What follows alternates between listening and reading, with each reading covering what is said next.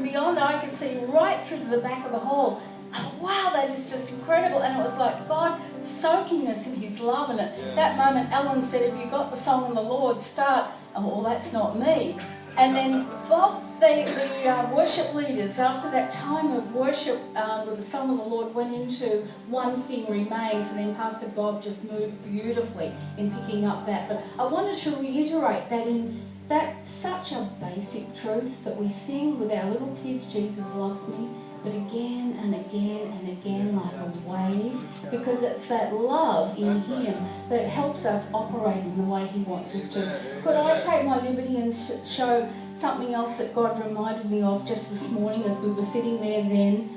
When I was in the States last year, we stopped in an old, it's called Fruit and Antiques. It's an interesting roadside stall, somewhere between Boise, Idaho and Seattle, Washington. And we went in there, and down the back they have all these old antiques, and I picked up this brass key to end all keys. It fits right in my hand. It's like a handle key, so I knew it was industrial.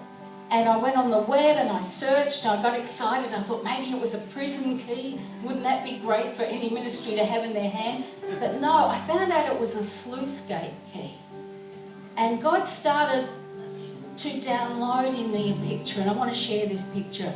It was a picture of a river, God's river, an incredible river, abounding with life, pure water, everything we need for our own lives, our families and our churches, our communities, our nations, everything we need.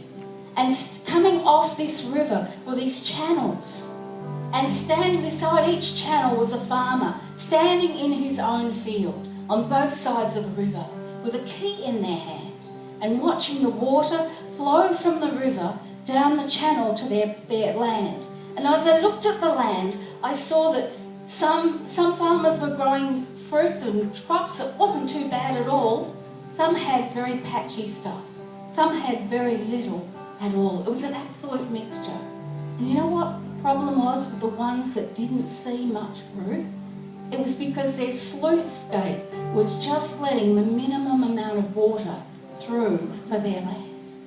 And those that took the key and turned it and raised the shutter, the gate that stops the river from flowing, they were the ones that were starting to see incredible increase, abundance, quality fruit growing. And the Lord just said to me, Carolyn, it's time that we took our key of prayer, our key of fasting, our key of pressing into God for all he's got, to not be content with a little bit that we're letting flow through, but to raise that gate. And the word that came to me was constraints.